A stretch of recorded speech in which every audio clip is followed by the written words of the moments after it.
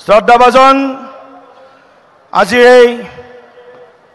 पंचायत प्रतिनिधि सम्मेलन उपस्थित हम सबके मार्गदर्शक भारत के श्रेष्ठ सफल आदरणीय गृह मंत्री आसाम के सुहृद श्रद्धेय श्री अमित शाह जी, आपको आज इस एनडीए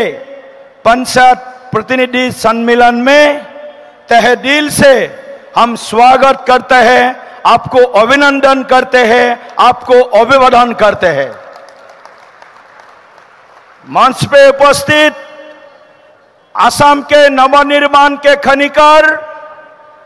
लोकप्रिय मुख्यमंत्री श्रद्धेय डॉक्टर हिमंत बिश्व शर्मा जी, आपको भी आज इस पंचायत प्रतिनिधि सम्मेलन में हार्दिक स्वागत है। आमार मजत उपस्थित थका अहोमर प्राक्तन मुख्यमंत्री तथा केंद्रीय मंत्री सर्बानंद सोनोवाल डांगरिया, आमार मजत उपस्थित थका अहोम गण परिषद दलर सम्मानीय सभापति अतुल बरा डांगरिया, आमार मजत उपस्थित थका गणशक्तिर सम्मानीय सभापति परमानंद सायंगिया डांगरिया, आमार मजत उपस्थित थका राभा हासुं अटोनमास काउन्सिलर मुख्य कार्यवाही सदस्य श्री टंकेश्वर राभा डांगरिया, बीजेपी अहोम प्रदेशर सम्मानीय राज्यिक प्रभारी हरीश द्विवेदी डांगरिया, आमार मजत उपस्थित थका राष्ट्रीय सम्पादक सांसद कामाख्या प्रसाद तासा डांगरिया, केंद्रीय मंत्री पवित्र मार्घेरिटा डांगरिया, मंचत उपविष्ट एनडीए सम्मानीय नेतृबृंद, कैबिनेट मिनिस्टार, सम्मानीय सांसद, सम्मानीय एनडीए अन्यान्य नेतृबृंद और आज विशाल पंचायत जनप्रतिनिधि सम्मेलनत अहोमर इमूरर পৰা সিমূৰলৈ আজি এই সভাত উপস্থিত হোৱা सम्मेलनत उपस्थित হোৱা आमार सकलो श्रद्धेय जनप्रतिनिधि आपनालोक सकलोके मैं बीजेपीर तरफर পৰা आंतरिक श्रद्धा और सेवा जनाइছো। एया एक ऐतिहासिक मुहूर्त, एनडीएर कारणे ऐतिहासिक मुहूर्त,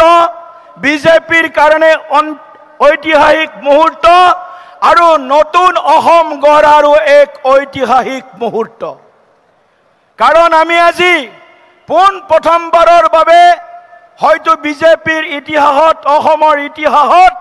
एनडीएर पंचायतर পৰা पार्लियामेंटলৈকে सकलो निर्वाचित प्रतिनिधिर प्रथमখন सम्मेलन आमी আজি खानापारात आयोजन কৰিবলৈ চেষ্টা কৰিছো। प्राय 21,671 जन पंचायतर পৰা पार्लियामेंटলৈকে राइजर द्वारा निर्वाचित এখন নতুন অসম গঢ়াৰ সপোন দেখি ৰাইজৰ আশীৰ্বাদ যিসকলে পাইছে, যিসকলে জনতাৰ সেৱা কৰাৰ সংকল্প লৈ এই সন্মিলনলৈ অহাৰ সুযোগ পাইছে, এই পঞ্চায়ত প্ৰতিনিধিসকল আপোনালোকৰ ওপৰত অধিক দায়িত্ব আজি ন্যস্ত হ'ল। আগন্তুক সময়ত গ্ৰামাঞ্চলৰ বিকাশ, গয়া ৰাইজৰ বিকাশৰ কাৰণে আপোনালোকে সকলোৱে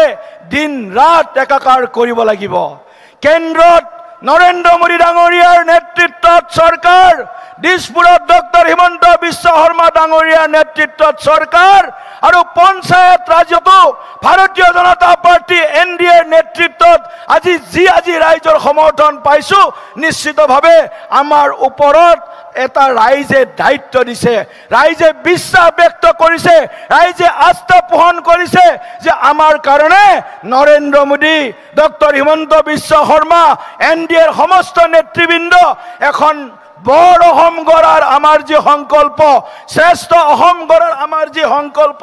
সেই সংকল্পক আমি আগবঢ়াই লৈ যাব লাগিব। মই আজি বেছি কথা ক'ব খোজা নাই, কাৰণ আমাৰ মাজত আজি এই সন্মিলনৰ মুখ্য অতিথি যিজনক আমি সকলোৱে জানো, ভাৰতবৰ্ষৰ ৰাজনৈতিক ক্ষেত্ৰখনত এগৰাকী ৰাজনৈতিক পলিটিক্যাল স্ট্ৰেটেজিষ্ট বুলি যাক কোৱা হয়, ৰাজনৈতিকভাৱে যাৰ নাম এগৰাকী চাণক্য হিচাপে আমি সকলোৱে জানো, এনেকুৱা আমাৰ নেতা আমাৰ অমিত শ্বাহ ডাঙৰীয়া যিখন সভালৈ আহিছে সকলে এবাৰ থিয় হৈ তেখেতৰ কাৰণে এটা হাত চাপৰি 2 মিনিট সময় এটা হাত চাপৰি বজাব সকলে জোৰদাৰ অমিত শাহজি জিন্দাবাদ অমিত শাহজি ওয়েলকাম অমিত শাহজি স্বাগতম অমিত শাহজি স্বাগতম বহুত বহুত ধন্যবাদ মই এইখিনিতে সকলোকে আকৌ এবাৰ আগন্তুক সময়ৰ কাৰণে হাজু হবৰ বাবে আগন্তুক আমাৰ 2026 চনৰ যি নিৰ্বাচন সেই নিৰ্বাচনৰ কাৰণেও এতিয়াৰে পৰাই পঞ্চায়ত প্ৰতিনিধি জনপ্ৰতিনিধিসকলে সকলোৱে একেলগে আগবাঢ়ি যাব বুলি আহ্বান জনাই এনডিএৰ সমস্ত নেতৃবৃন্দক আকৌ এবাৰ মই স্বাগতম জনাই আপোনালোকৰ প্ৰতি আকৌ এবাৰ ধন্যবাদ জ্ঞাপন কৰিছোঁ গয়া ৰাইজৰ প্ৰতি ধন্যবাদ জ্ঞাপন কৰিছোঁ জাতি ধৰ্ম ভাষা বৰ্ণ নিৰ্বিশেষে যিসকলে আমাৰ ওপৰত আস্থা প্ৰকাশ কৰিছে অসমৰ শদিয়াৰ পৰা ধুবুৰীলৈকে সকলো লোকে গয়া ৰাইজক মই শ্ৰদ্ধা আৰু নমস্কাৰ আৰু কৃতজ্ঞতা জ্ঞাপন কৰি মোৰ বক্তব্য ইয়াতে সামৰণি কৰিছোঁ ধন্যবাদ জয় হিন্দ